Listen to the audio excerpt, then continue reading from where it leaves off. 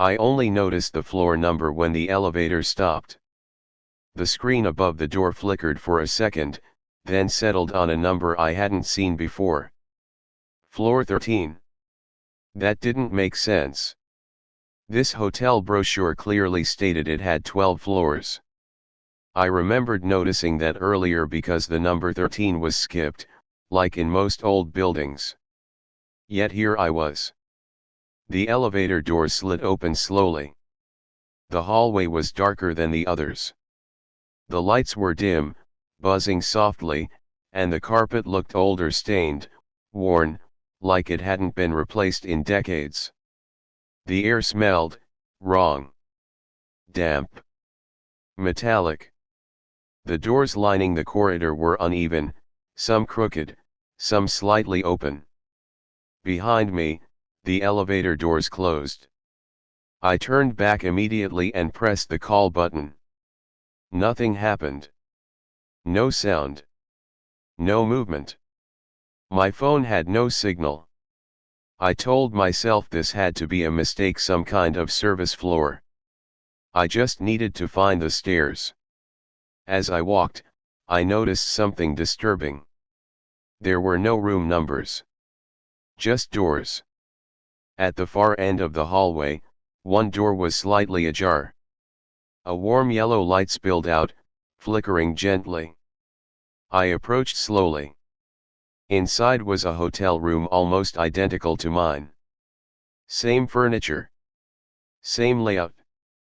Except the bed was unmade. And someone was lying on it. Me. I stumbled backward, heart racing. The version of me on the bed opened its eyes. It smiled. The lights in the hallway went out. Suddenly, every door began to open. Inside each room, I saw the same thing. A guest, staring back at themselves.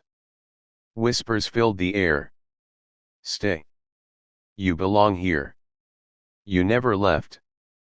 I ran. The hallway stretched impossibly long, the floor squelching under my feet like it was soaked. Finally, I saw the elevator. The doors were open. Inside, the screen read, "Lobby." I slammed the button. The doors closed. As the elevator descended, I looked at the mirror on the wall. My reflection didn't move. It stayed on floor 13. Smiling. The next morning, I woke up in my hotel bed. Relieved. Shaking. Alive. At checkout, I asked the clerk about floor 13. He stared at me like I'd said something obscene. "There is no 13th floor," he said. Then he leaned closer. "But guests sometimes dream about it." I left immediately. Weeks later, I checked the hotel website. Under amenities, a new review had appeared.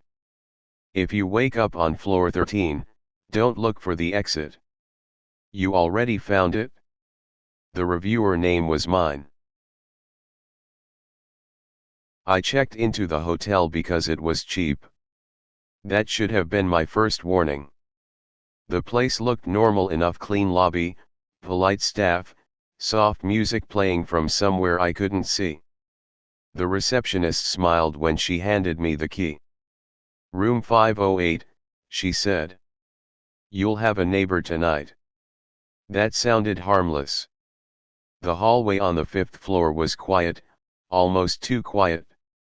When I reached my room, I noticed the door across the hall, room 509, was slightly open. I hesitated, then went inside my room and locked the door. That night, around 11:40 p.m., I heard it. Coughing. Dry. Weak. Repeated. It was coming from the next room. At first, I ignored it.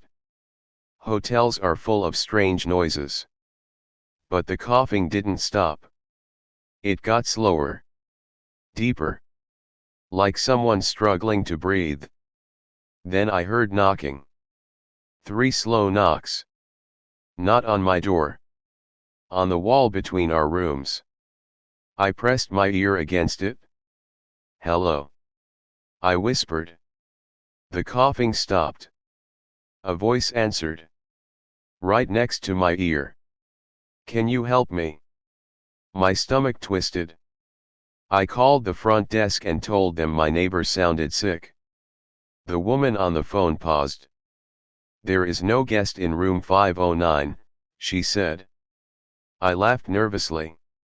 "I can hear him." She went quiet. "I'll send security," she finally said. Minutes passed. Then I heard footsteps in the hallway. A key turning. The door to 509 opening. Silence. Security knocked on my door. "We checked," the guard said.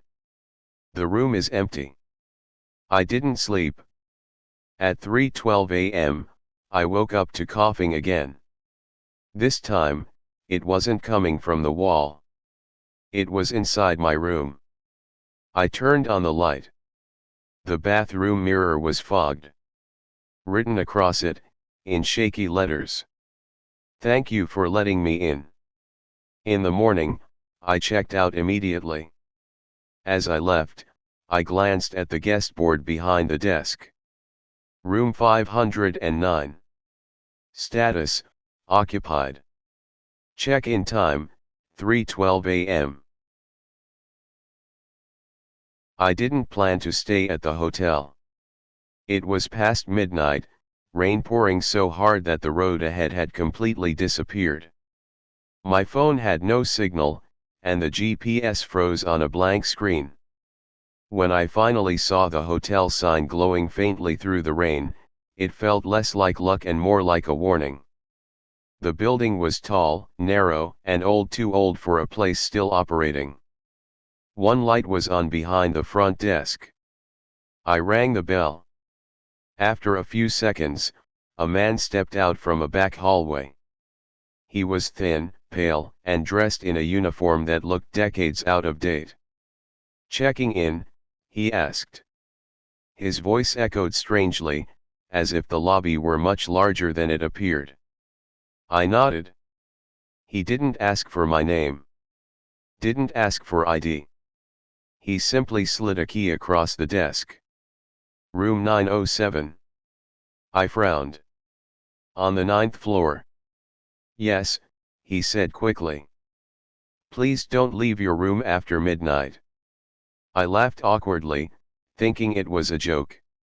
He didn't smile. The elevator ride was slow. Painfully slow. The numbers flickered as they climbed. When it reached 9, the doors opened to a hallway that smelled damp and metallic. My footsteps echoed. Room 907 was at the very end. Inside, the room looked normal, almost too normal. Clean bed. Heavy curtains. A large mirror across from the bed. I locked the door and collapsed. At exactly 1:33 a.m., I woke up. The mirror was fogged. I hadn't showered. Slowly, words appeared, traced by an invisible finger. "Don't fall asleep again." My heart slammed against my ribs. I jumped up and wiped the mirror clean. Nothing underneath. Just glass. I sat on the bed until morning.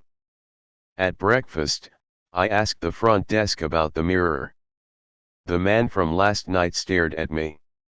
"No one stayed in that room last night," he said. I felt my stomach drop. "But I'm in 907. His eyes flicked to the key in my hand. "That room hasn't been occupied in years." I checked out immediately. Or at least, I thought I did. That night, I woke up to the sound of rain. But I wasn't in my car. I was back in room 907. The mirror was fogged again. This time, the message was different. "You never left." Behind me, I heard the slow click of the door locking itself.